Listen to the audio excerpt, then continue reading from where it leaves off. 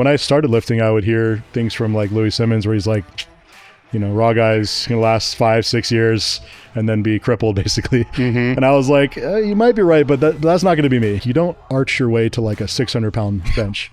You have to get big. There's not really like a shortcut. You have to be able to handle a lot of volume, a lot of training sessions. There's some degree of like, near max lifting, but there has to be a lot of volume of bodybuilding training to bench.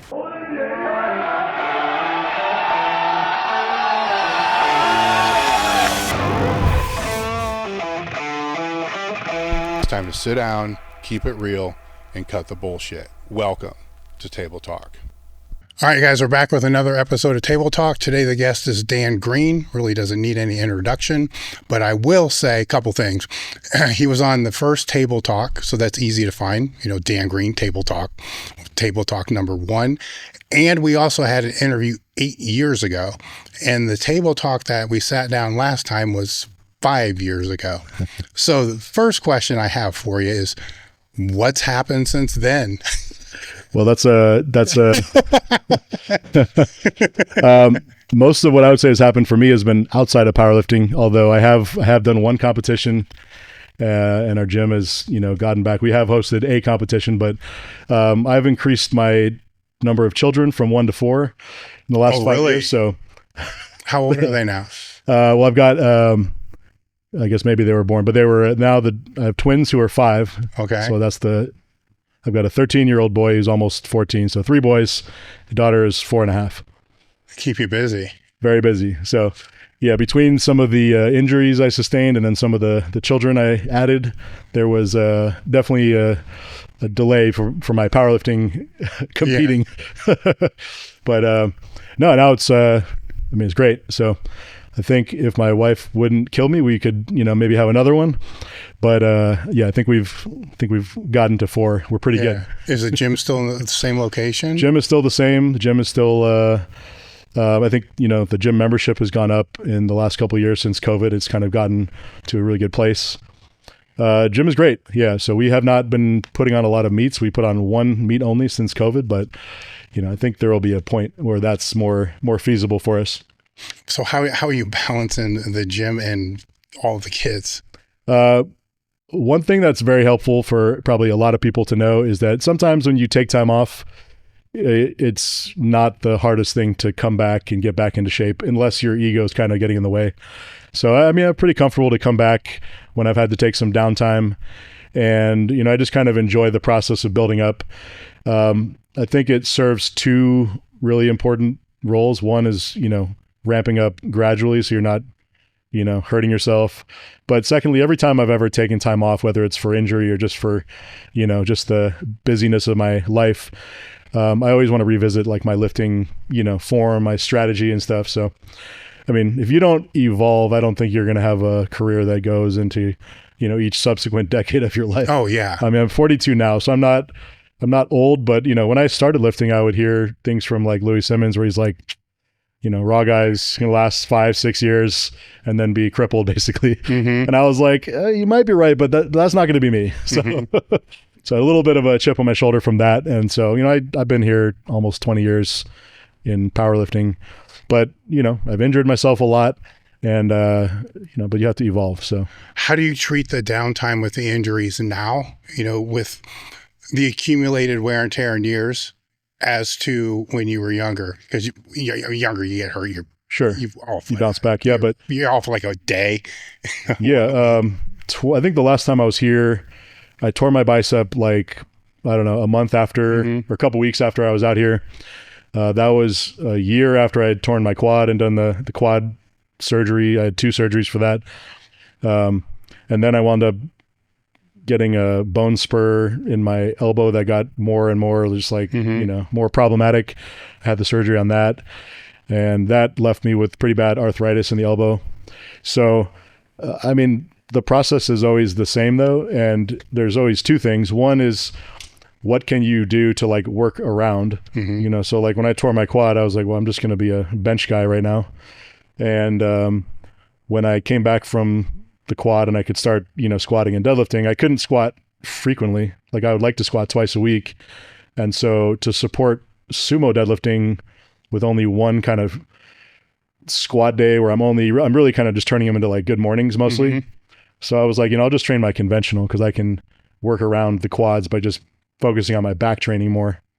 So that was super helpful. I made my conventional deadlift increase up to 900 pounds, which actually surpassed my sumo at the time.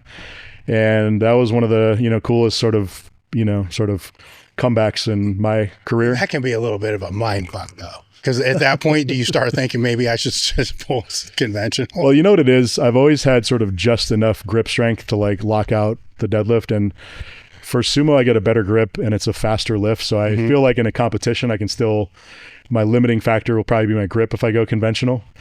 And the other reality is once I did 900 with conventional, I was like, well, I'm sure I could probably get up to 925 or 940 on the sumo or something like that. So, I get where you're coming from. I think, hopefully as people evolve, you can get less out of your head, right? Yeah. Where you're like, let me be pragmatic and do not the thing that I want to do, but the thing that's like the most strategic to do.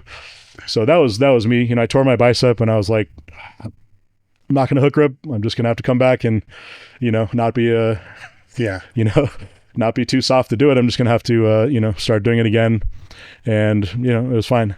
So, not everyone has the sort of mental toughness or the desire to sort of put themselves in harm's way a second time. Yeah, but that can work for and against you too. Yeah. Because it can rush the comeback faster than what it needs to be.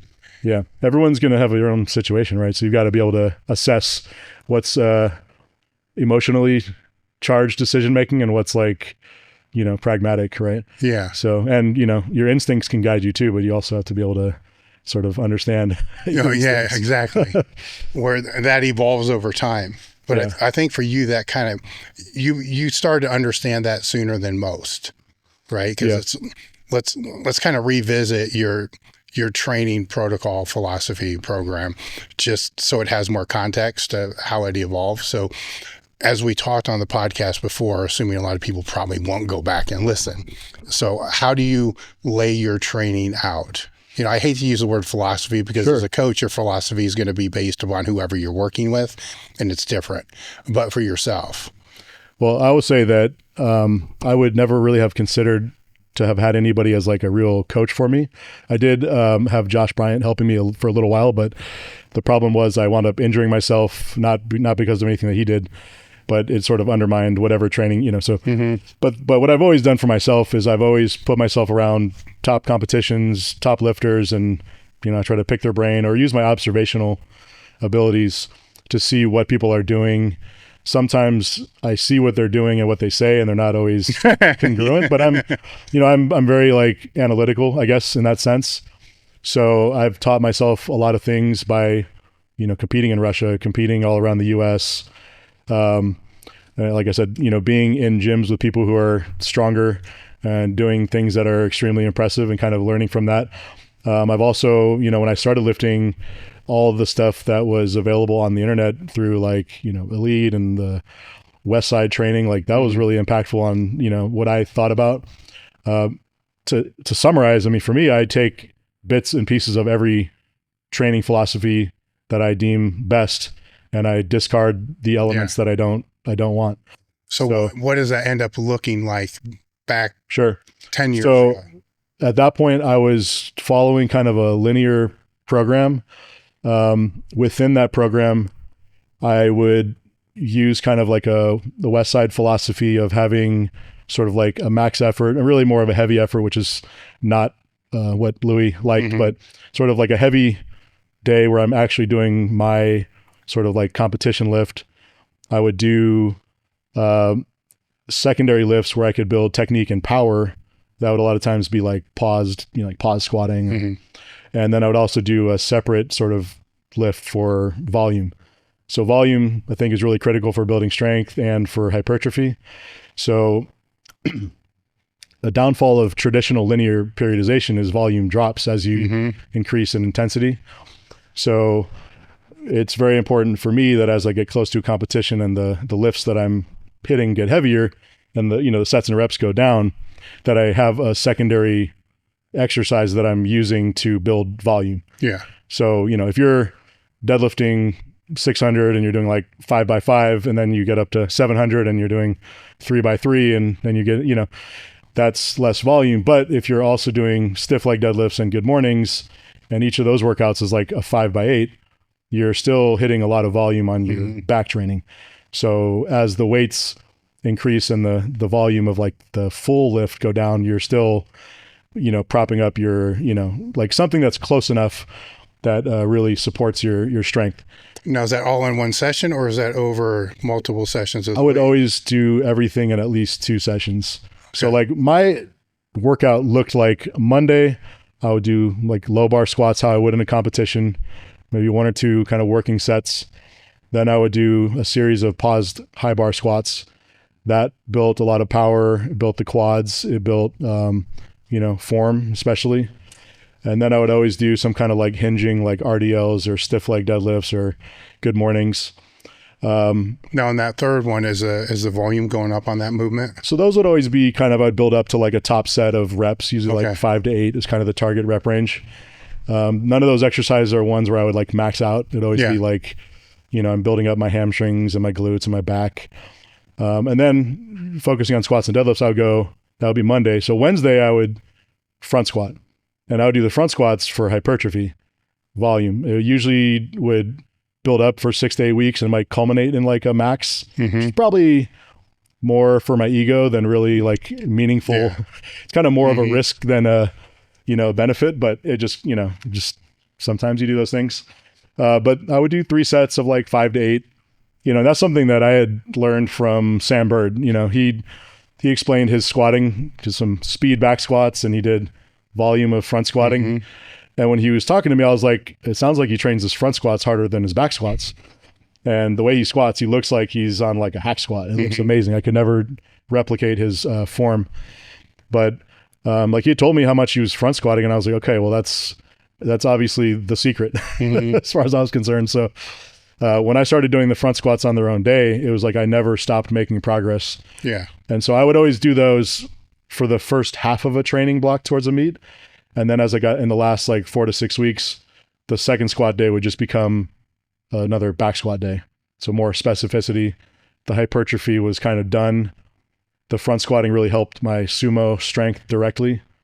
And then, so that would be like Monday back squats, Wednesday front squats, and then Friday I would deadlift. I had already done kind of the light deadlift assistance on Monday, like stiff legs or things like that. Friday I would have kind of a generally like linear, progression on my main set, but I would also do block pulls, and I would always do a lot of conventional deficits and, just making sure I was building up my back, doing a lot of rows and pull-ups. So I always felt like doing a lot of frequency or volume of back training was critical. I don't look at myself as having good leverage for deadlifts. I've got like average limb lengths, So I had to say, well, I'm just going to have to get really strong because I don't have a... Now, where did the bench fit? Where did that fit in? So benching, I would always do 2 or 3 times a week. And what I think of for the bench is... Now, on those days or on Tuesdays? It would be on like the other days. Yeah. And so the bench program, the main day would be, pause bench, very much a linear progression, some amount of volume of the main lifts. And then I would back it up with touch and go bench, which built a lot of volume, or you might call it speed bench, which would be, for me to really build the chest, I would do like partial reps. So kind of like right as you push through the sticking point, I'll just bring it right back down. And that built up a better groove where I could, one fallacy that I believe is present in bench philosophy, and it might be true for some people that it works and not for others, but there's the thought that the best, the most efficient bar path is a straight line. And I don't think that's true, because straight line is the shortest, but you're overcoming the same amount of gravity, whether you go straight up and down 12 inches or while you're going up the 12 inches, you travel back, 8 inches or something. So some people like in the idea of pushing it up a ramp. I mean, there really is no ramp, so that doesn't make it easier. But what I would say is that your leverage point at your chest, your leverage point when you're a couple inches up at the sticking point, and your leverage point at the lockout, there's going to be a weakest link. And for raw benching, it's usually that middle point. And so I would say, if you press straight up, you probably have a crappy bench. If you because at that point, at the weakest point of the lift, your shoulders are overloaded and your chest is not fully loaded. If you can drive the bar back, you have more efficient loading on the chest than the shoulders. Yeah. And that was the thing that built up my bench really well, was driving the bar back over the chest. And for me, I have very strong shoulders from like doing a lot of seated dumbbells. So getting the bar into this position where I'm flared is very strong for my lockout. And it really started to build up my chest once I drove the bar back over the chest. I think that's one of those things that I'm guilty of, is when you go back far enough, there's a weird time to where you have a lot of people that are helping lifters in gyms. Yeah. And they'll use cues with the lifters in their gyms. And the lifters, the cue that's the best example I have of this would be arching really hard on the squat, right? Mm-hmm. Yeah. And then I didn't realize. Very guilty of that. For a long time. Yeah. I didn't realize until I started doing seminars across the country and working with people that weren't necessarily lifters that had 2 liters for erectors. And then looking at it and be like, what the fuck are you doing? Well, I'm doing what you said. I'm like, that's not exactly what I said, because that arch cue for somebody that's got thickness in the back where it's making their back tight. Right. Right. So it's and that straight line type of thing was more of a cue to try to keep the bar in line with the elbow, knowing that there's no way you can lock it out. Right. If you do that, it has to turn, it has to flare. Yeah. But that cue kept it from not going back too fast, which is one of the problems that people would have, is boom. Yeah. Especially with shirts and shit, they would do that. And then the more people you get seeing, and the more other people start coaching things online in different ways, because there was really nothing online, you start seeing that was kind of fucked up. You know what I'm saying? Because it's not really that. It was this, keeping the bar stacked, which was the key thing. And so I think a lot of that shit has kind of distilled itself out now to where it makes more sense. But I get, because I saw it all, I get like, what the hell? And, I'm not the type of person that's going to try to stay stuck in that to try to justify it, because it's stupid. It's not exactly what's going on. You watch anybody lift, you can't do it. And not everybody should try to, sort of like rethink all the physics of powerlifting for themselves. The best thing that most people should do is find somebody who can teach them how to lift when they start. But, if you learn from a teacher and then you just regurgitate what you've been taught, you don't necessarily know exactly why. So there's a lot of dogma in lifting. And there's also, like you said, sometimes you want to just elicit the right result from a cue. Yeah. The cue doesn't need to be done exactly to the, what you're describing. You have to say whatever you need. It's like, I don't want them to go back too far, so I'm going to tell them, and that's totally legitimate. But then if that person turns around and they pass along the cue, and it's like, it's sort of more bastardized at that point, that's where things can be very tricky. So you've got to know how to, I have people where I'll tell them a cue, like, keep your head up more when you squat. And then another person where I'll tell them, put your head down a little bit when you squat. And they're going to be, like, why do you tell us 2 different things? It's like, well, you're at 2 different ends of the spectrum of like which form, you're executing or not executing. And so a good coach should be able to customize their cueing and not teach everybody the same. Meanwhile, all you're trying to do is keep it in a neutral position. Yeah, you're trying to get the right technique for that person. Yeah, exactly. Yeah, I've learned over time when working with people and there's a group there saying this cue is for them, and the cues may sound screwed up, and I may have 8 different ones that I'm going to go through before we get what we want. Yeah. Becomes weird when it's a tutorial video and you're putting it out there, because that's why I always liked when I would do seminars, I have 4 or 5 people come up, because I want to show that there's a number of ways that are different, that are correct, that are maybe more idiosyncratic from one long-limbed lifter to a short-limbed lifter to a flexible, whatever versus there are other ways that are just incorrect fundamentally versus correct. Some people like the bar in their wrist to be straight, others have it kind of bent back more. But that can also correspond to how you set your shoulders. So I think if you let the wrist break back more, that enables a little bit more front delts. but if you do that and then you have a really high bar placement, it's like you're kind of convoluting two things that they're not congruent with each other. So, that's one of those things where, if you go and you watch Russian lifters, then you watch US lifters, they have some like distinct forms that are common in either style. It doesn't mean that one is better than the other, but it does mean that there's a correct way to do each of those forms. And there are a lot of ways that you can not execute them correctly. Exactly. So AG1's next gen is now one of the most clinically backed greens powder. They went above and beyond the industry standard in testing and have made a great product even better. I've been using AG1 now for several years. Because of this, I'm very excited to be partnering with them. And now AG1 has leveled up even more with their AG1 Next Gen. This upgraded formula has been clinically shown to increase healthy gut bacteria by 10 times, all for the same price of less than $3 per day. Subscribe today and try AG1 Next Gen. If you use my link, you'll also get a free bottle of AG D3K2 and an AG1 welcome kit and 5 of the updated AG1 travel packs with your first order. Head over to drinkag1.com/Dave Tate to get started and start noticing the benefits for yourself. That's drinkag1.com/Dave Tate. One thing I think is hilarious, and it's good, it's mostly good, but it is kind of funny. If you teach a seminar, a lot of the women who are lifters, they've been taught how to lift by their boyfriend or their husband. And the good thing is if you're taught from scratch correct way to lift from the beginning, that's really good. But sometimes if the guy that's teaching them has a limited understanding of what he's trying to teach, and a lot of times the women have better sort of body awareness or flexibility, and they can execute what the guy's trying to teach them better than the guy can do, but it's kind of like flawed. So you're executing the flaw like to a even higher degree.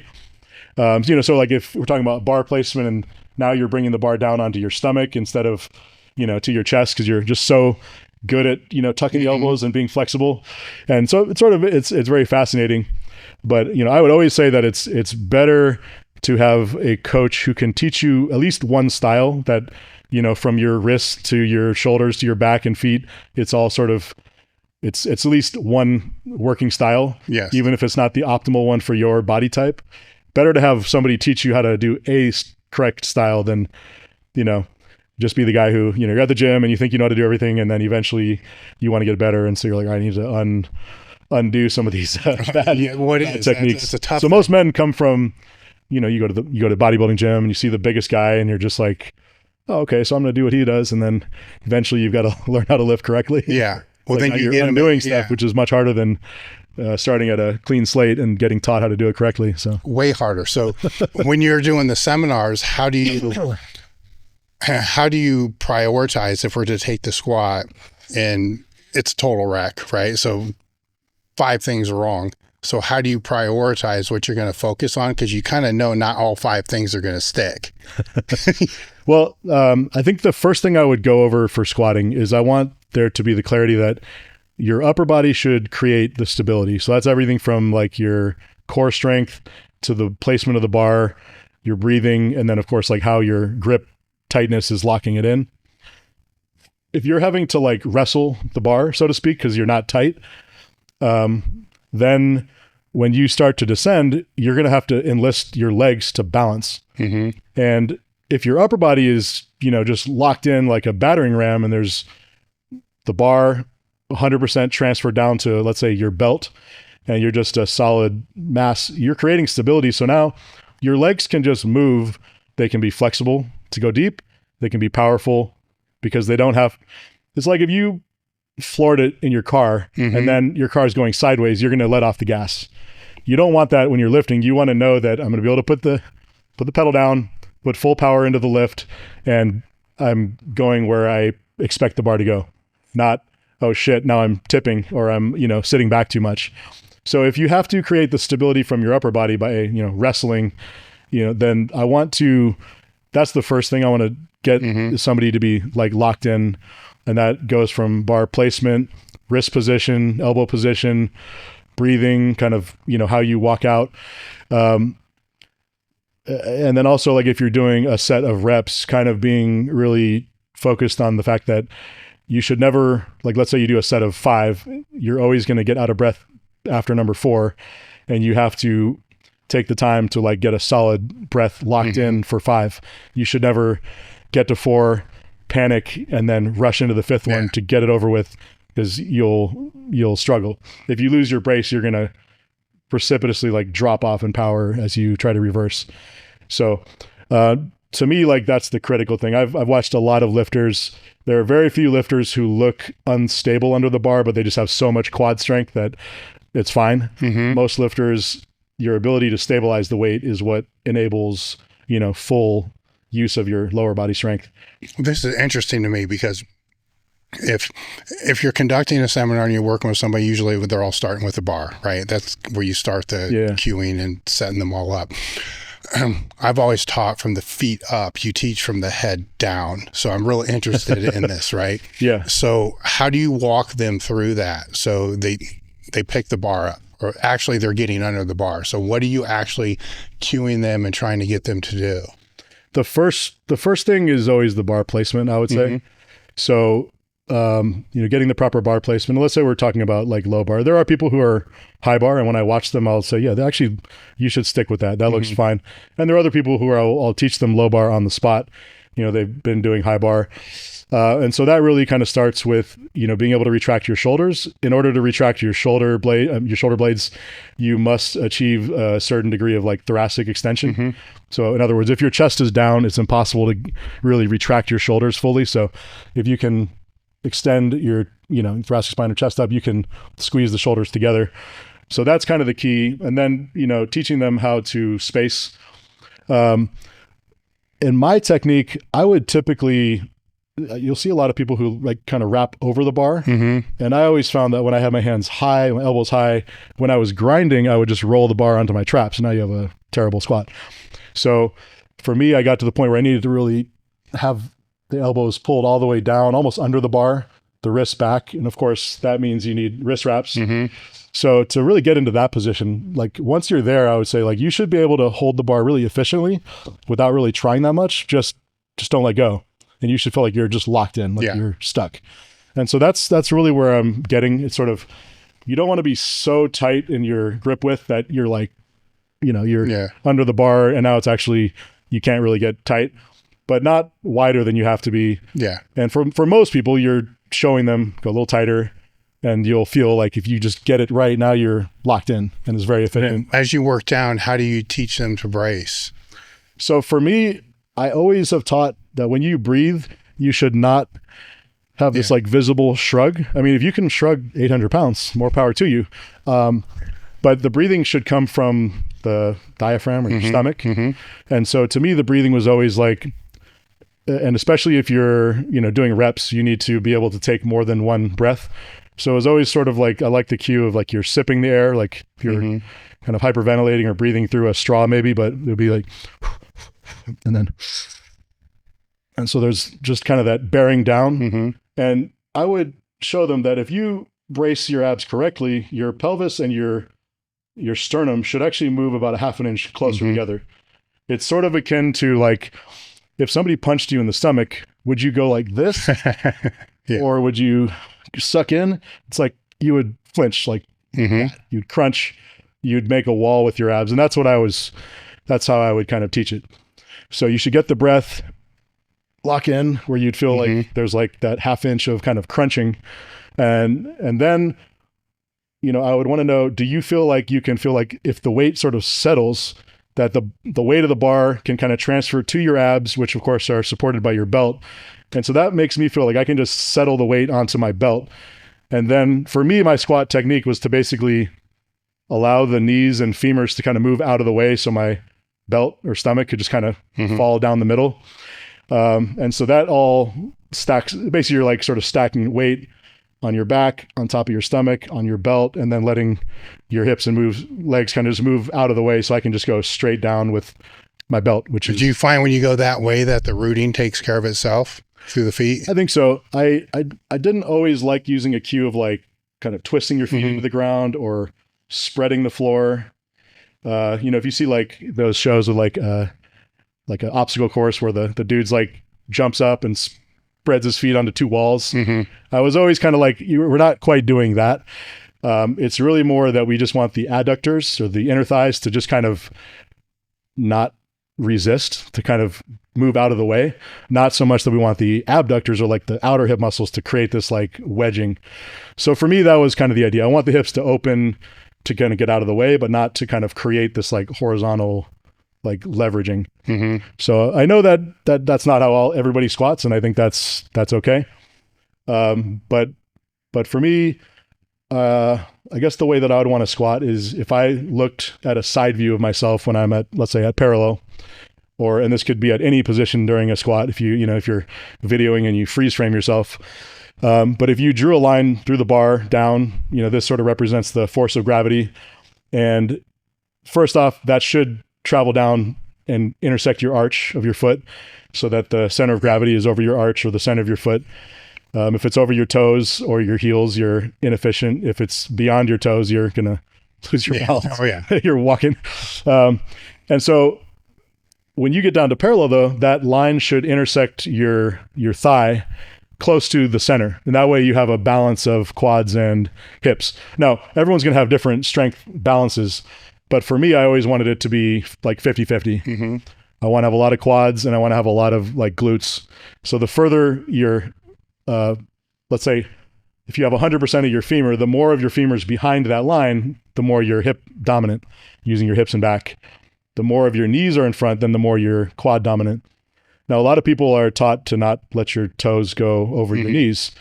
What that does, outside of like sort of the emotional sort of like repetition of hearing that as you get into lifting, is it's just literally like how much torque are you placing on the knees versus the hips. Whatever torque you place on the knees is going to be quads loading, and whatever torque you place on the hip is going to be glute and lower back. And so to me, it just makes sense to distribute the weight onto the body parts as efficiently and equally kind of as possible. I always want to train all the weaker areas. So for me, I was much more early on in my lifting, I was much more like hip dominant. So I'd sit back and lean over a lot.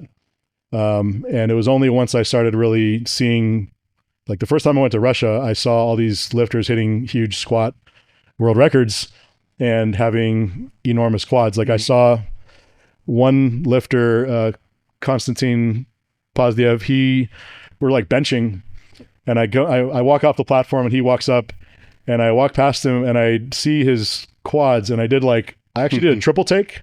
I was like, the muscle that in his quads hanging over his knees so much, I was like, I've never seen that before.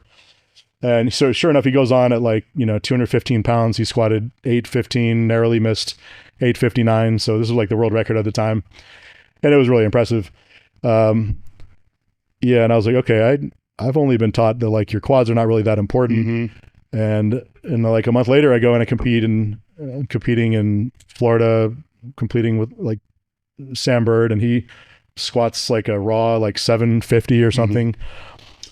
And he's telling me about all the front squats that he's doing and stuff. And I'm just like, okay, so clearly, I thought my back was the limiting factor because I would come out of the hole and just get kind of bent over. So I was like, well, I'm getting stuck because my back's not strong enough. And it's like, no, it's getting stuck because my quads are basically getting out of the way as soon as possible because they don't have the strength to stay under the weight. So yeah, that was kind of where my evolution came in. But once I started training the quads as like a priority, not just like after back squatting, but first on its own day, it was like, okay, I just made years of continuous progress before I really had to, get smarter again.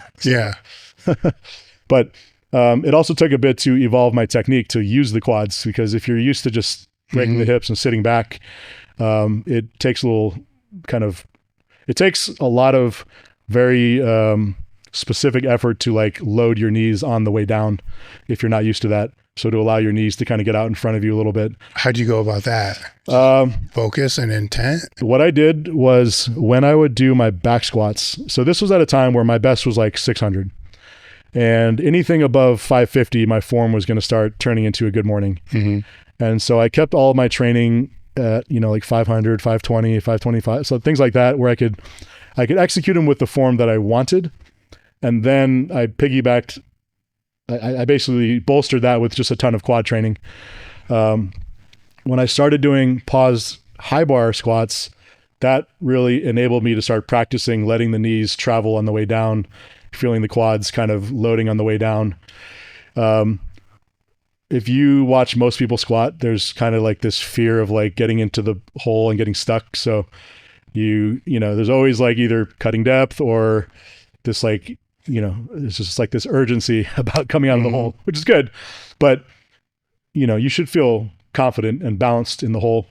I mean, most people probably lose most of their squatting power by getting out of position at the bottom. Are you looking to boost recovery, enhance your sex drive, and improve performance in the gym? Do you think your hormones are out of whack and you're tired of getting the runaround from your doctor? You know, things like your hormones are just fine, stop lifting heavy weights, etc., etc., etc. I know what that feels like, as I've been down that road most of my life. This is why we've partnered with Merrick Health. Merrick Health is a premium telehealth platform that specializes in hormone optimization and preventative medicine, ensuring a better quality of life. Merrick Health offers a Table Talk panel tailored for our listeners, featuring comprehensive tests like total and free testosterone, sensitive estradiol, and advanced markers like lipoprotein A and IGF-1. These comprehensive panels of up to 84 carefully selected biomarkers allow you to identify areas of enhancement and maximize your physical, cognitive, and sexual performance. It's much different than the panels you may get from your doctor. Choose between self-service options where you can select lab panels based upon decades of experience, or opt for guided optimization with your own health coach. Start with a detailed breakdown of your labs and receive personalized treatment options, both over the counter and prescription. Visit merrickhealth.com/tabletalk and use the code tabletalk to get 10% off your first order. Merrick Health isn't just about better health. It's about empowering you to take control of your well-being. Whatever you know, if you put, you know, let's say you measured your leg strength by how much you could leg press. If you increase your strength by 10%, but then every time you actually do a barbell squat, you tip forward a little bit at the bottom, you're going to see like 1% of that strength, you know, not 10%. So most people have a lot of strength that they are already just not tapping into in their squat, of course. And if you can comfortably pause at the bottom of your squat without sinking, shifting, bouncing, and then just drive up through the weight with power, and you're going to just tap into the strength that you've already got in the first place. I mean, there's nothing revolutionary to do a pause squat. Yeah. But it was something that I utilized very heavily, like in my main 3 sort of lifts always. Well, with that, with pause squats, tempo squats, those type of variations of the movement, I think a lot of people lean away from because they want to find the sexier variation. Yeah. Where those type of variations are going to allow you to kind of have a feedback loop to know where the tension should feel throughout the squat. Yes, practicing your craft, you know. Yeah. So when I talk to a lot of you guys, it's the one thing that I think a lot of lifters miss is you know where the tension should be from the time you start the lift all the way down through. And when that tension shifts, you automatically know what to do to get it back to where it is. Yeah. Which is a concept, you know, people aren't going to get because they don't have the time under the bar to be able to develop that. But I also think they're not focusing either on what they should be feeling. Well, I think you have to appreciate the importance of what you're trying to get out of the pause squat or the tempo squat so that you will do it the right way. Because I mean, the last thing I want to do in the gym is go and bust my ass doing something that I don't think is going to work. And so like if you do a certain lift that has like a tempo and you rush the tempo, or you rush the tempo at the critical point in the tempo, and it's like you're doing all this lifting and you're getting nothing out of it. You're just kind of getting this like kind of a squat, kind of a pause squat. It's kind of a lighter squat, but it's kind of a pause. So yeah, you got to be really specific. You've got to be, you know, your own harshest critic, I think.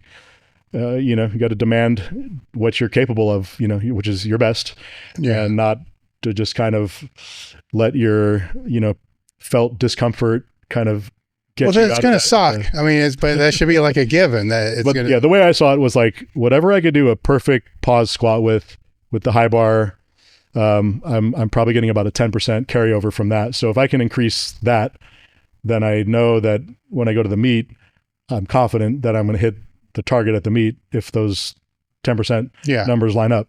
Do they always kind of line up? When I did the one meet where I actually I broke Sandberg's squat record, which was 783. I squatted like 784. That Monday leading up to the meet, I did 705 for like a perfect 1 rep paused high bar squat, which is pretty much exactly like that. And so I knew that like if I could hit that, like I was going to go in confident in hitting, my meet targets. So obviously when you go through a meet training, if you're nailing everything that you've got lined up and you're also not like half-assing, you feel confident when you go into the meet. If you're missing reps in training, like it's hard to know what to expect sometimes. Well, that can be that's a whole other conversation right there. Sure. I guess we'll get back to that one. So staying with helping people through the seminars, the same question, but we're going to apply it to the bench. So how do you teach them how to bench? Yeah, I think my thought on the bench is in order to get a big bench, you need to be able to handle a lot of volume. That's kind of it. And that doesn't mean that you only should do like pauses like you do in a meet. But you need to find a version of the bench that makes your chest stronger, I feel like, and that you can handle a lot of volume. So, for a lot of people that might be touch and go reps, or it might be maybe incline bench is a good one to hit the chest really hard. And you can do it that's like usually a favorite of a lot of bodybuilders. I think it's easier on the shoulders to, get that deep stretch on the chest in an incline, just by the nature of not pushing your elbows like back up here, but kind of back in this position. So your form on the main lift, it needs to be like correct, but it also really, I always sort of joke, like you don't arch your way to like a 600-pound bench. You have to get big. I've only seen guys benching 600 pounds that are just massive in their chest, arms, shoulders. So there's not really like, at least maybe I'm just sort of biased, but I think there's not really like a shortcut. You have to be able to handle a lot of volume, a lot of training sessions. There's some degree of like, near max lifting, but there has to be a lot of volume of sort of bodybuilding training to bench.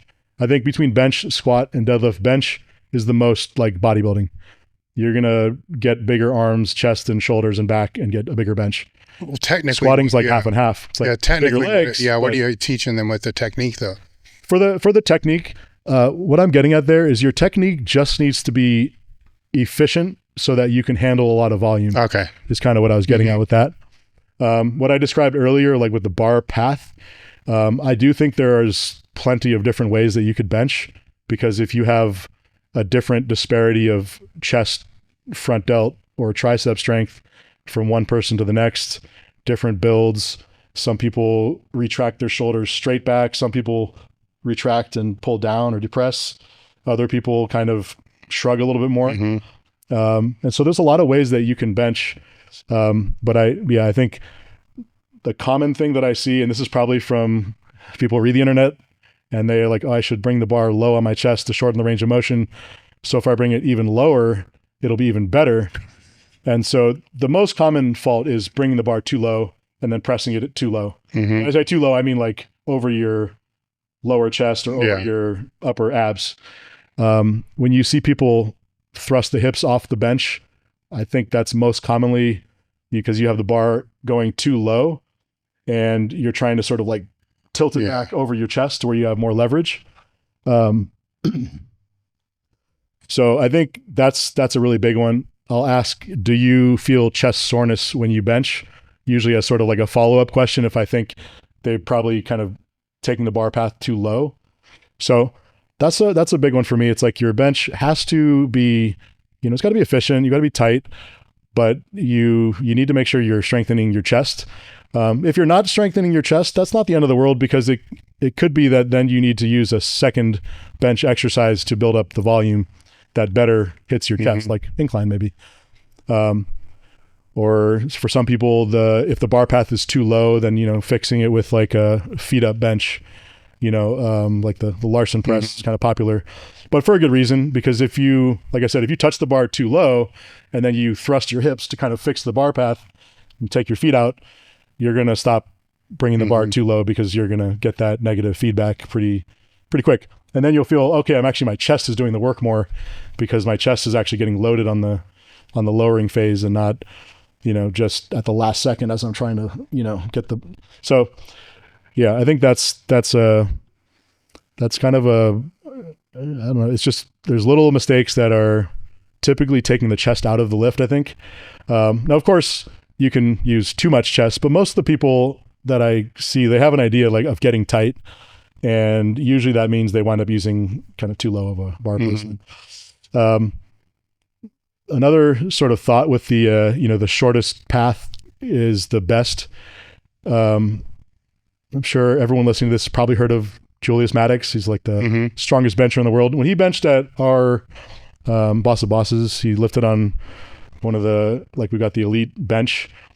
Now, he's the only person I've ever seen put the bench up to number 7 as far as the height. And he's benched the most weight of anybody ever.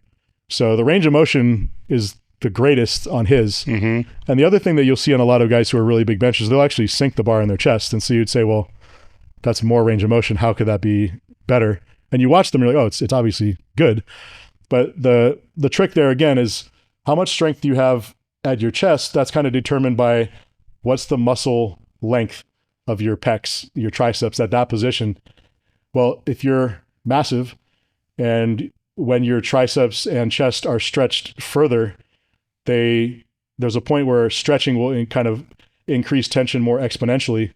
So the passive tension of the muscle that's really big increases a lot, and that's where that deeper position gets a higher tension on those muscles. And so the trade-off of going further is outweighed by the speed that you can develop from the more forceful contraction. And that's not to say that there isn't like a technique to it too, because obviously you need to be solid on the bench. So once you do drive it up, you're staying in contact with the bench, and you're putting it in a position where you're stable enough to like push through the lockout. So when I watched Julius, I was just like, man, this guy looks like he could press any weight off his chest. The question is, can he stabilize it at the lockout, or is it going to just kind of, and then, when he benched at Army, he benched 738, and it was like, again, the speed was there, but it was just like the lockout was a little bit rocky. It was solid, but it was like, you could just tell like that was the limiting factor, not the weight on the chest. Yeah. And then like we worked out together one year at the, I think the Olympia, and I had just done like a deadlift workout, and we go to work out together, and we're doing a bunch of rows, and like I'm pretty strong, but I was kind of matching him on the rows, and I was thinking, okay, I feel like he should be able to do more than me on this stuff. But I mean, his bench just kept getting stronger. And the thing that you could see is that, he would get it where it's like the lockout got more predictable and more solid. So then you can't really utilize your triceps if your shoulders are kind of swimming. You got to be able to have one solid object to push against before you can, push that weight out. So that was that's something I will also emphasize with the bench. Like if you struggle with the lockout, I think a lot of times it's not a limitation of just pure tricep strength, but more like, is your form good enough where your shoulders are staying locked in place when you go to actually lock the bar out? Or the lats strong enough to stabilize the form. Certainly the lats are, that's kind of that critical muscle. Most of the guys who I've seen who are, kind of middleweights who bench like a ton, their lats are always totally jacked. It's, they're important. Kind of important for all three of the lifts. When it comes to never train your lats too much. With the deadlift, how do you go about coaching that?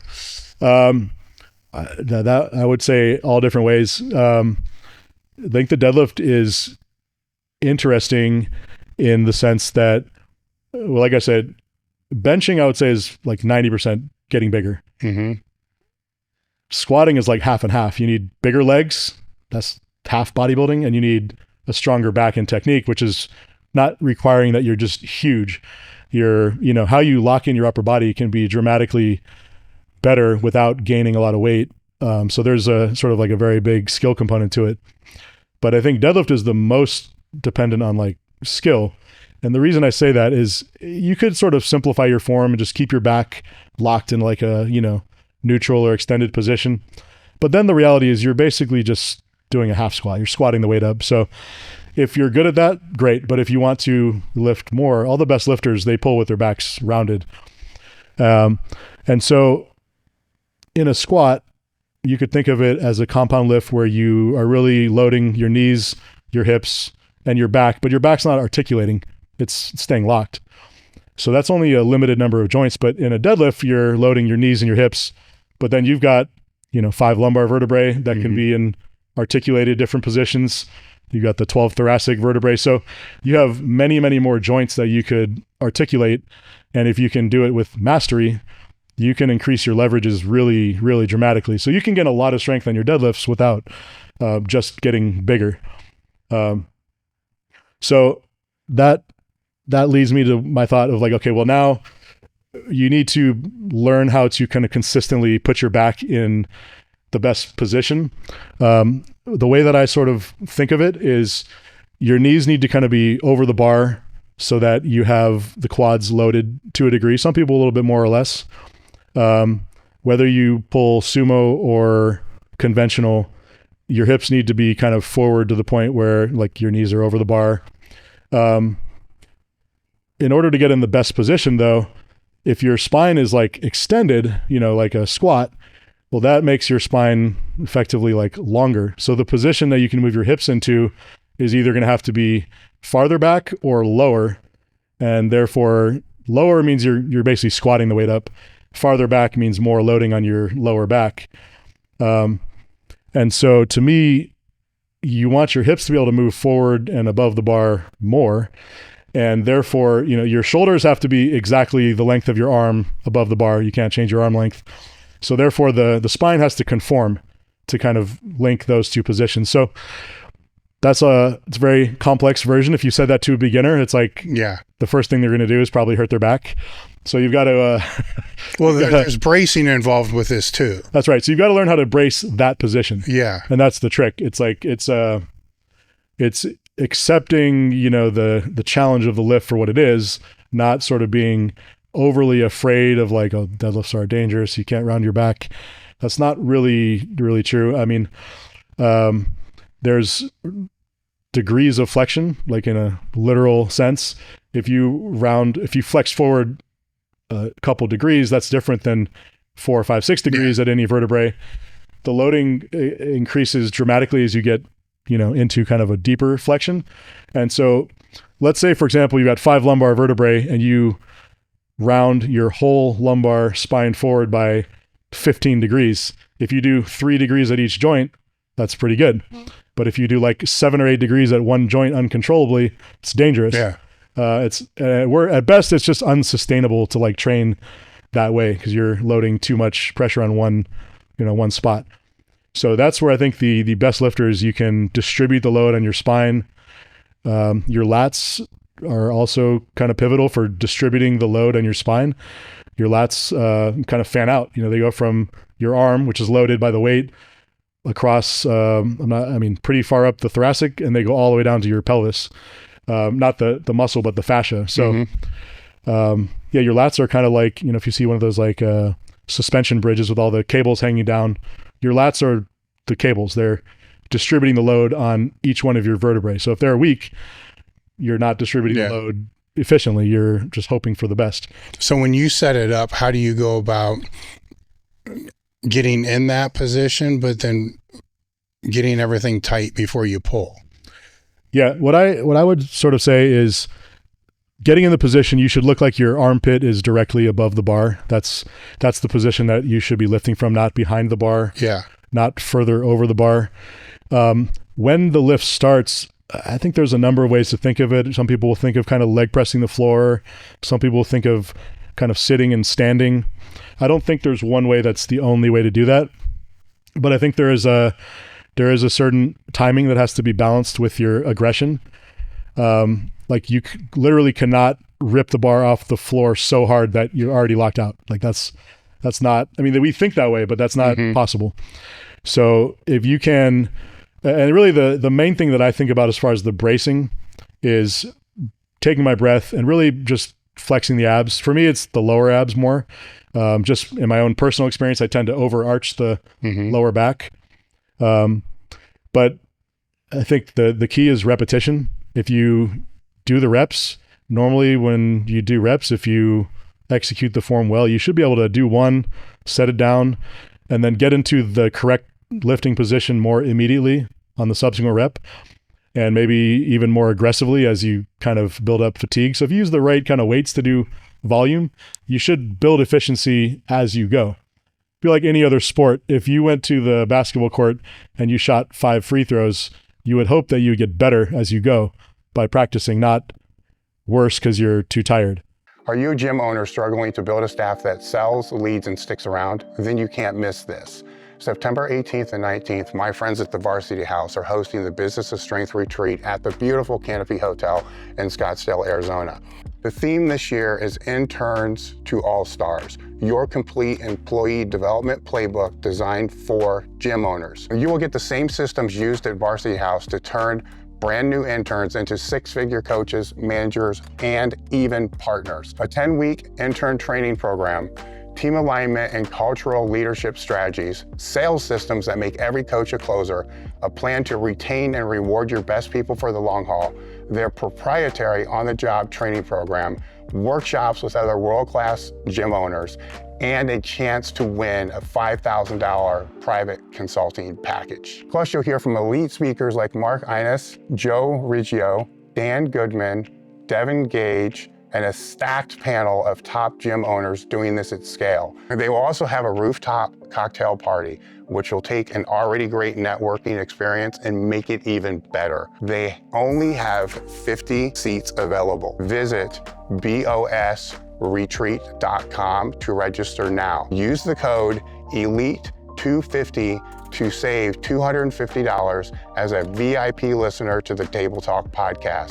Well, isn't the second rep going to put you in a better position than the first?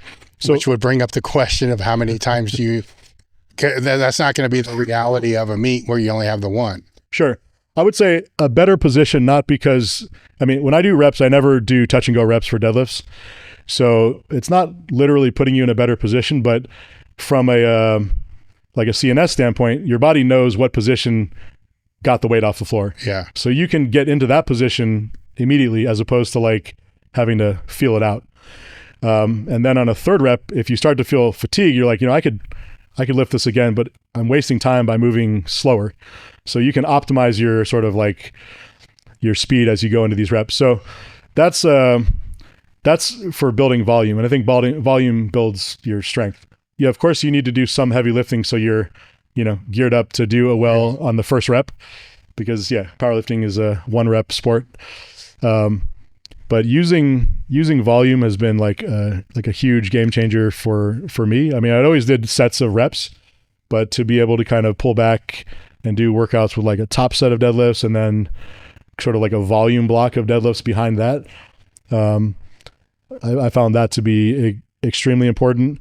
And as far as being able to brace in sort of the unique sort of conformity or the conformed position of your spine that I think, each person has to figure out for themselves, doing the deadlifts is kind of tough to replace.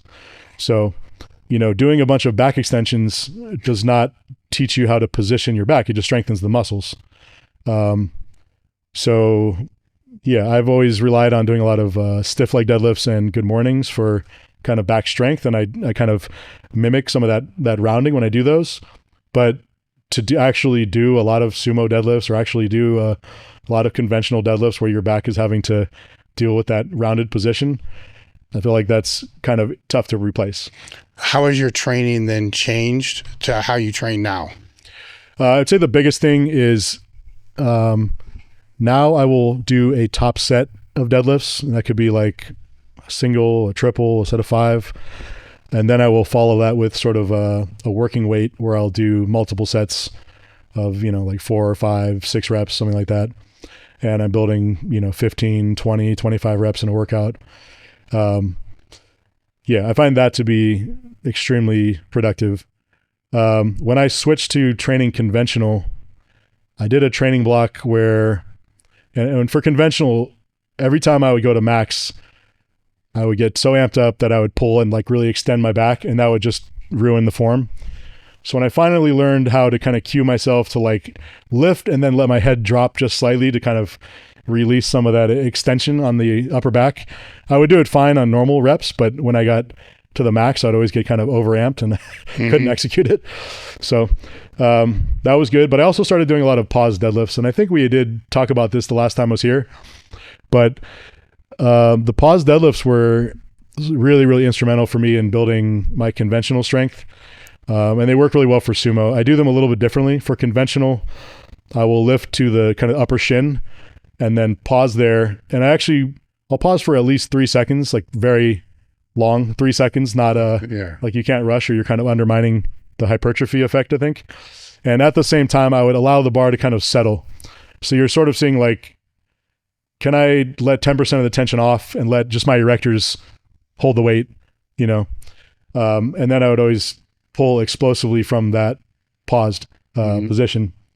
So that was just really good at just hammering the lower back. And, you know, if you do 5 sets of 5 with the 3 second pause, you're having 75 seconds of tension, time under tension, just in that position where you're right below the knees, which is kind of like the toughest part, you know, in most people's, the part where you're forced to hold the weight in front of your knees. So it's the furthest away from your hips. For sumo, however, I would always pause just as the bar is breaking off the floor. Because I think in sumo, getting that perfect position at the start is like, you can't compensate for that. So to be able to just wedge your hips into place to the point where the bar breaks the floor by an inch, hold it there for me, just for 1 second on sumo, because it's not a question of like erector strength. It's more of a question of just getting the hips to wedge.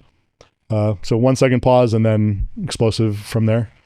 But I use them on both, and very, very, very effective for building form, and also very effective for building strength when you're able to repeat the motion like over and over and over again.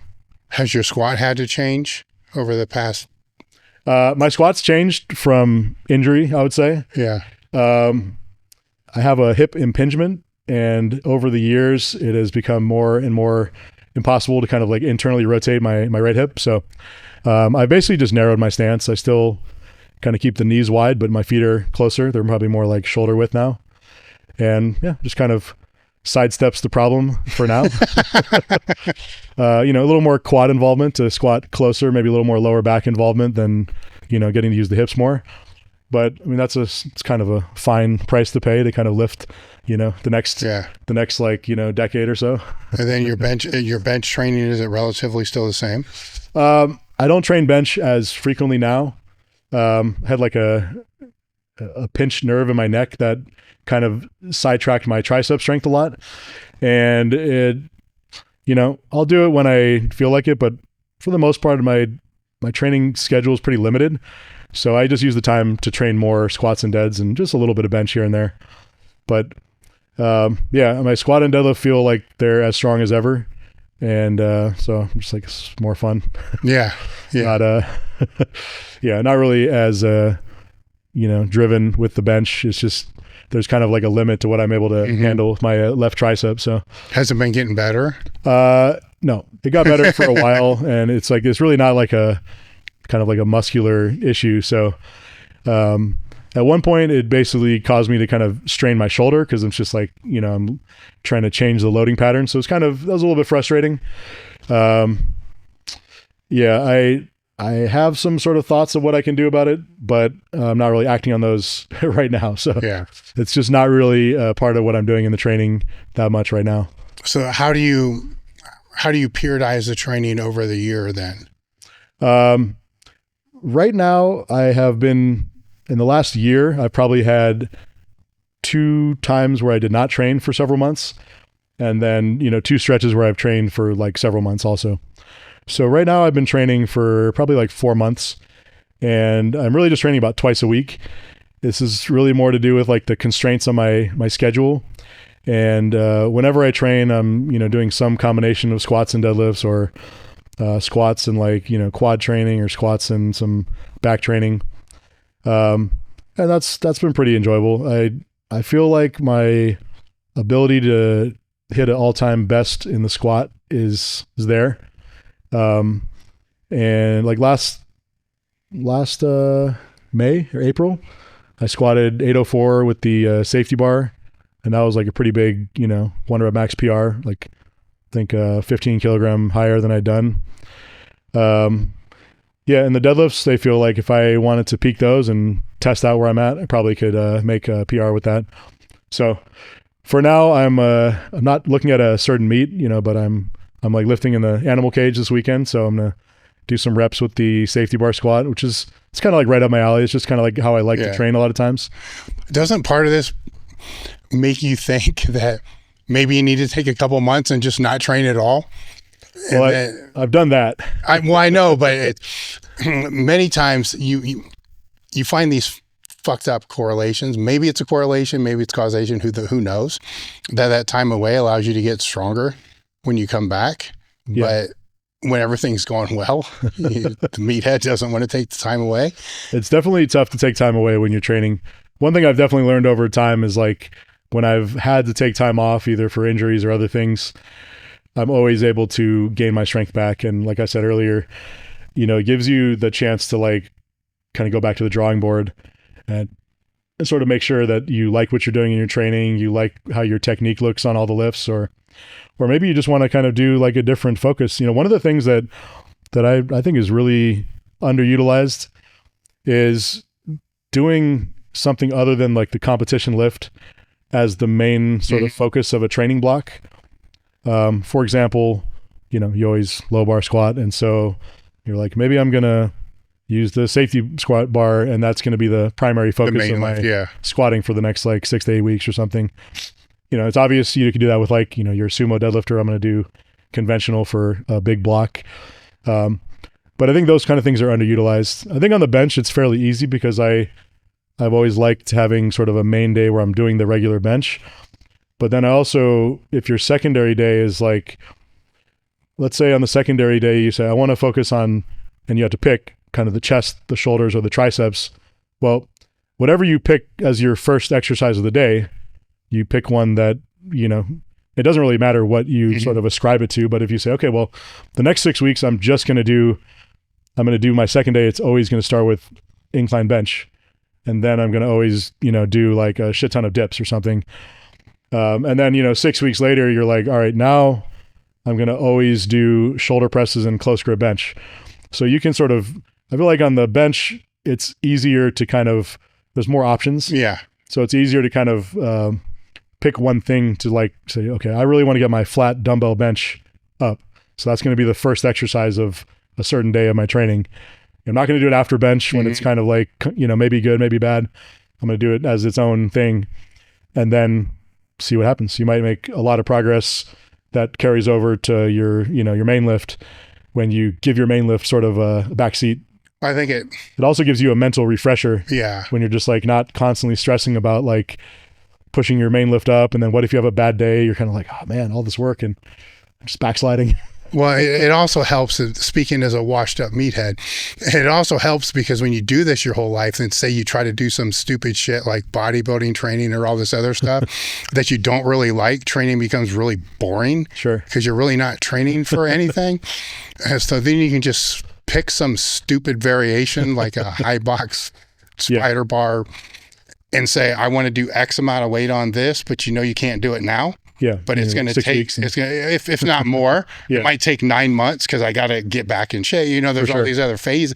Then you have an anchor point, where as lifters, that's kind of what we all grow up with. There's this anchor point of squat test. Yeah, but it doesn't always have to be those lifts. Yeah, exactly. If it could be something that's going to complement those lifts, then you get a mental break, you get all these other things. And if you end up not being able to do one of the lifts for whatever injury, whatever it's going to be for the rest of your life, then what are you going to do? Train for health? Good luck with that. I think something I've always sort of really believed in, there are guys who will just train squat, bench, and deadlift. And I think, yeah, I know this is where the podcast stops and the ad starts, and most of you guys just want to skip ahead. but hang on, because this one actually matters to me. You all know who John Meadows was. John and I were very close friends. So I'm proud to partner with Granite, which was his company. The principles and values that he had as a person, he instilled into the company. The Meadows whey protein, it's just simply whey. The way that I use that is right after training, because I want it to digest faster. I want it to get into my system faster. The other product is creatine, which is like a no-brainer at this point. Everybody should use creatine. Even if they don't train, everybody should be using creatine just for the neural benefits associated with that. Right now, you can get 10% off with code TABLETALK at granitenutrition.com. If you've ever respected John, this is how we keep his legacy alive. I said this earlier, like if you took 1,000 guys, like this is common in USAPL, and they're all looking at the best guy and they're like, well, he just squats and benches and deadlifts, so I'm going to just do SBD. Well, if you took 1,000 guys and you did what everyone else does, who's going to win? The person with the best genetics. Do you have the best genetics? It's like, it's probably not a very satisfying choice. So I've always felt like, well, I mean, even competing, and I would say I have good genetics and I have good mental toughness and I have a good work ethic. All the guys I compete against that I want to beat, they have all those things and probably better than me. So if I do the same thing that they do, I'm not going to beat them. So for me, I always felt it was important, one, that you can sort of find the secondary lifts that can build up your leverage points, maybe more quads or more back strength or more triceps. But better yet, if you have something that you do and you know it works and you know that the other guys don't do that, well, now you have an edge, because you say, well, if I get better at this, there's a chance now that I could be better than them. So for me, I always did a lot of stiff leg deficit deadlifts. And people don't want to do those because they suck. And I did a lot of front squatting, and people don't want to do those, but they work. And if I got better at them, I mean, I'm getting better at my main lifts. And if you're not doing at them, that gives me a mental edge. Or if, you do them and you're like, this is too hard. It's like, that's giving me that double edge of like, I got better and I know mentally that you're not doing it. So, that's obvious to me that if you do the same thing as everybody else and they have better genetics, I mean, because lottery wise, like, you probably don't have the best genetics. You've got to do something that's a little bit more specialized for yourself. So for each lift, you probably need, I always felt like you need like 4 or 5 or 6 kind of secondary lifts that work really well for you. And they might not be the ones that work, for you, that work for me. But like for me, I always, when it came to training rows, I had this one chest supported row that worked great. I would do dumbbell rows. They work great for me. Pull-ups. I was doing a lot of body weight from a bar rows. And then really later on, I added in like the chest supported dumbbell rows. So that's 5 rows that I felt like these ones worked great. I didn't really respond as well to bent over rows with a bar. I didn't like cable rows. But I was like, I know the ones that work for me. I'm just hammering away at these and they're building my back. If it came to, squatting, and I said, the things that work for me, pause high bar squat, front squats for volume, hack squats, safety bar squats, these things all always contribute well to my strength. And so if I know that, but you don't like that, I might be dissuaded if I'm not like confident in my own training strategy. But if I get away from the things that I know work, because they're not as commonplace, you just missed out. Well, the key thing is you arrived at those by doing a bunch of other things. Yeah. So how did you know that those were the things that actually had correspondence? Well, sometimes you just know. Like I spent a lot of time in my life doing shrugs to get my traps to grow. Yeah. And you get a pump. I would never, ever wake up the next day with sore traps. And then I did, for the first time, power cleans. And I woke up the next day and my traps were like super tight. And I was like, yes, finally figured this out, and so I was like, I'm going to do these at least every week. And, they just worked for a long time. Power cleans are underrated. When you're in your 20s and you need to gain in your teens, power cleans were the single biggest mass gaining exercise for me. It was like most years I could gain 10 to 15 pounds. I started doing power cleans when I was 19. I gained 25 pounds in like 10 months. My bench went up. My dumbbell presses went up. Yeah, it was awesome. I finally had some traps. It's like, and it's like, I also find it hilarious. Starting strength is a really common, like training program that a lot of people latch onto, and people will argue with you about it, how great it is. But at the same time, I almost never see people doing the cleans, which was part of the original design.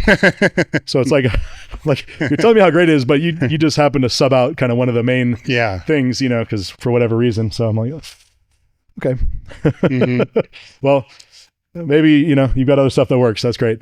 But yeah, I think that's the thing. You have to kind of try enough stuff to figure out what works. Like for me, for deadlifting, I learned how to do deficit deadlifts, and it was like, these work. I feel like it's the magic exercise that works for everybody. But again, it's like, do you want to do that?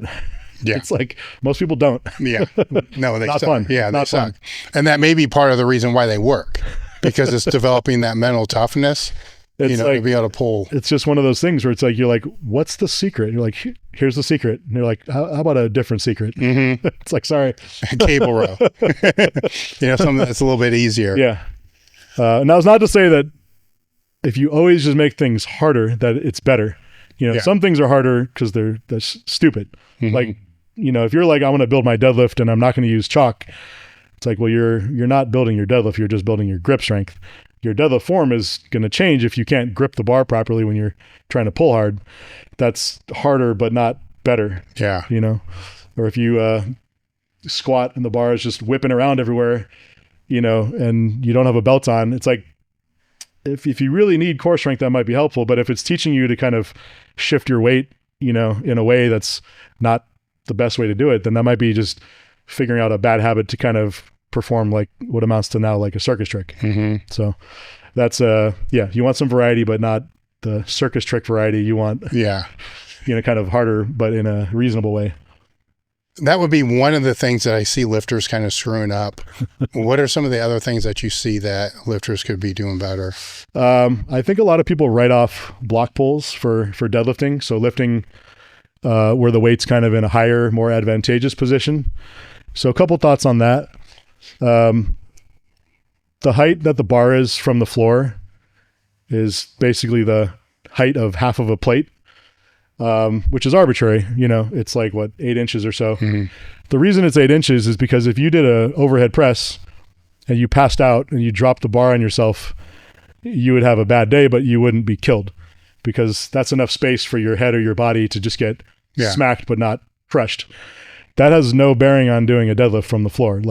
So the height is arbitrary. So the idea of changing the heights should just be tool, so if I pull from lower, my back is going to be in a more compromised position. And when I get to the lockout, I'm gonna have to straighten out from a tougher position. Whereas when you pull from a higher position, what this does is gives your legs kind of an advantage, because now you're doing like a quarter squat instead of, let's say, a half squat. But in order to lift that weight, you've got to be able to stabilize your upper body, basically everything from your hips, lower back, upper back. So if you can't sort of, like if you say it was cheating, you just squat the weight up. Well, can you squat the weight up? If you can't, then maybe you need to work on that. For sumo, it was the most helpful exercise of all the things I did, because it taught me how to quickly and aggressively load my hips with a lot of weight. In order to get the weight to move, which is kind of the toughest part for a lot of people, sumo is getting the weight to move. You have to be able to overcome these super maximal weights, but it's only going to feel right if your hips are in the right position. So that was a really good way to strengthen my hip strength, which was lacking. A lot of people in conventional, again, if you took a spectrum, let's say, of back positions, some people on one end of the spectrum will lift with their back extended like a squat. Those people will tend to get stuck on the floor, if at all. If they get the weight moving and their back stays locked, they're locking it out. The other type of person is the person who pulls with the back rounded, maybe uncontrollably rounded, and they're always getting the weight off the floor. The question is, can they straighten out at the top? So for the second type of person who struggles to kind of like brace their back, the deadlift from a block is going to feel awkward and harder for a lot of people. So using a high enough height for conventional where it gives you maybe just a slight advantage. That can be really helpful for the person who struggles to kind of brace their back in a deadlift. So I find it to be very, very helpful for a lot of people. Now, the problem for conventional for most people is not the lack of bracing. It's kind of more just the lack of strength in rounding. So that's where the deficits are really great for most people, I think, on conventional, and the block pulls can be kind of hit or miss. For sumo, I've always found the block pulls to be extremely helpful for most people. Because it's sort of a question of, can you get your hips into a strong position, like right at the start? And then you can typically use more weight for more reps, which again, every time you get the weight moving, you've got to put your hips in a strong position. Yeah. So that was a very helpful one for me. But a lot of people just sort of, without doing it, they're just like, oh, it's cheating. It doesn't really work. And it's like, well, there's a way to make it work. And just because you don't understand it doesn't mean it's like automatically not valid. Would you say that would correlate to the partial presses for the bench, or did that not correlate for you? I don't see it as the same for the bench. I think in the bench, your chest and your triceps are like agonists, like they're both creating power. But in I think in the deadlift, what you ideally would want is your lower body to create the power and your back to kind of transmit the power. Mm-hmm. So if you can round your back but keep it locked, you can transmit power through that position. And then the question is, if you have enough speed and momentum where when you get to your lockout, can you then extend it? Yeah. So, but if you're trying to create the power from your back, I think that's incorrect.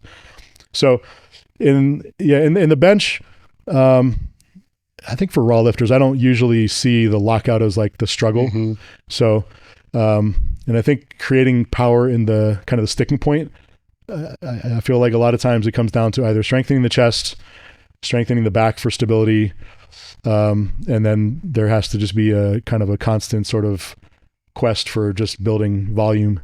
Yeah. I think that's the biggest thing. And for benching, you can build volume by adding more days too.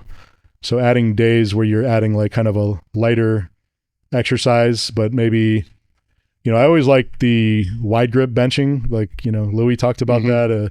I think you got that from Larry Pacifico as, kind of the extra wide benching. And those are things where like, I never really understood this at first, but Louis basically explained it where he said almost like the idea was you're going from 6 sets of 6 at something to then 8 sets of 8 and even to like 10 by 10, which is like, German volume training. Yeah. But it's interesting because in one sense of weightlifting, like when you do your main day, the goal is always to put more weight on the bar. Mm-hmm. But the opposite of that is not putting more weight on the bar, but increasing the reps that you can do in a workout. And so if you can go from like, maybe you're benching 100 kilograms for like 6 by 6, and then in a few weeks you're pushing 8 by 8, and then maybe 10 by 10, even if the weight has gone down slightly to do it, you're building in a lot of volume. And that actually is very impactful on your strength. And I think, again, because benching, there's a lot of hypertrophy that's required. Mm-hmm. When I talked to Julius Maddox, he told me he basically organizes his bench around like 2 training in 9-day split. One is kind of your standard day where you're hitting heavy sets. And the other was a day for just doing push-ups. Now he's like 400 pounds. Yeah. So, if you probably have like 2/3 of your weight in your hands when you do a push-up, mm-hmm. and it's still like, 250 whatever pounds. But he told me that when he started, he did 10 sets of 5, and he got up to a point where he did 10 sets of 40. And I was like, okay, so like, the goal is just more. It's not like you're not changing your body weight. It was just building more. And he said that was what, and he might have more, more to say about this, but he told me that was what really exploded his chest strength. Well, the volume's going from 50 reps. And he wasn't talking about doing like, full military push-ups, but like just mm-hmm. rapid like reversals in that, half of the range of motion at the bottom.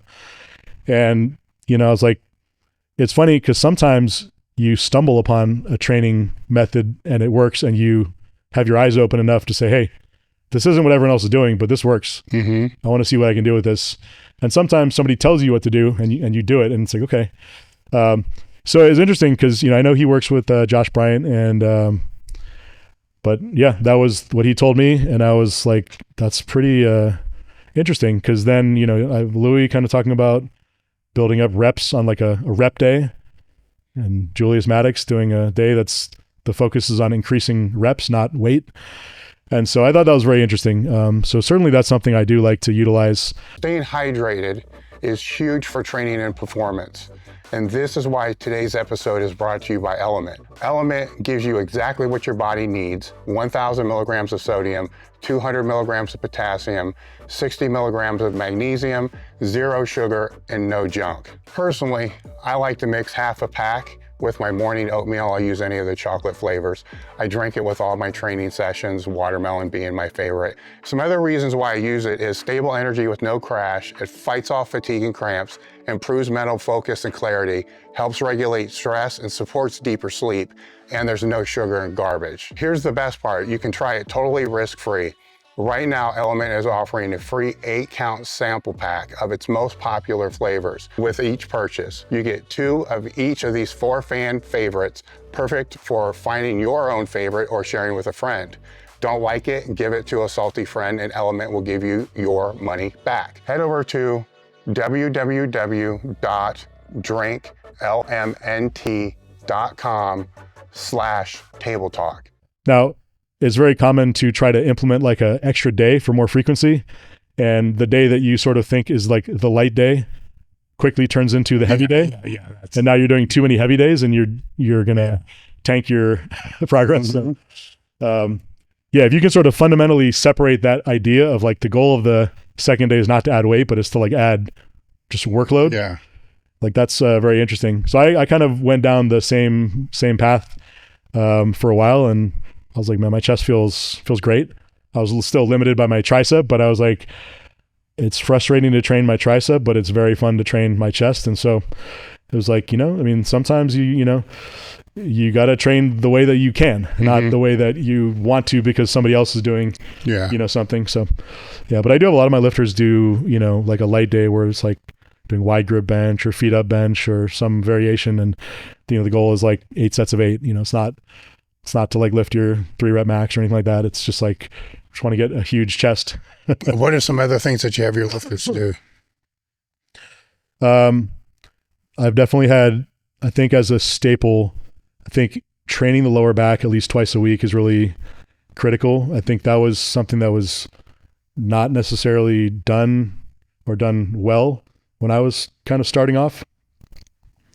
And again, if you train your lower back with heavy deadlifts twice a week, that's probably not going to be sustainable unless you have a very efficient lift.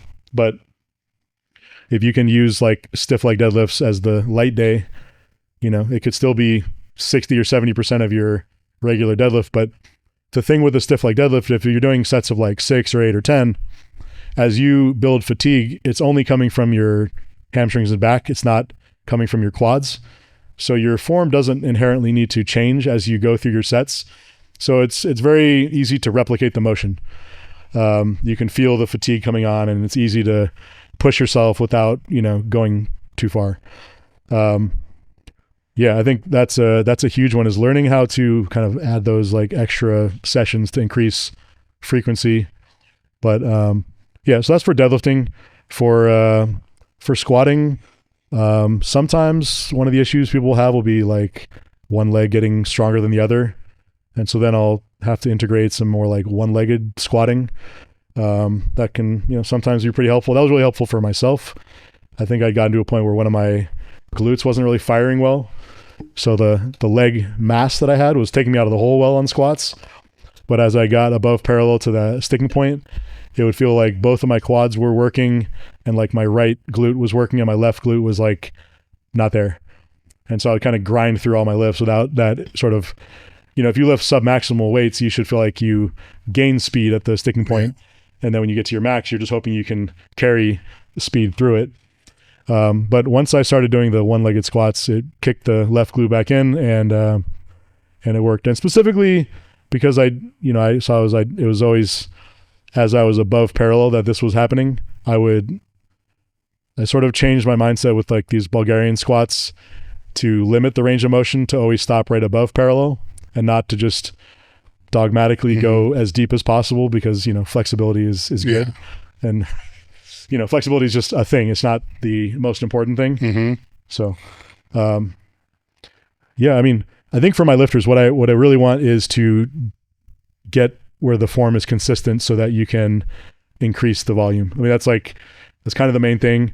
There's always sort of a cycle of a certain amount of heavy lifting that takes place to kind of make sure that you're not doing, if you take a lot of bodybuilders, when they start lifting, they'll have good form for doing reps, but then the form deteriorates when you go to lift, singles or something like that.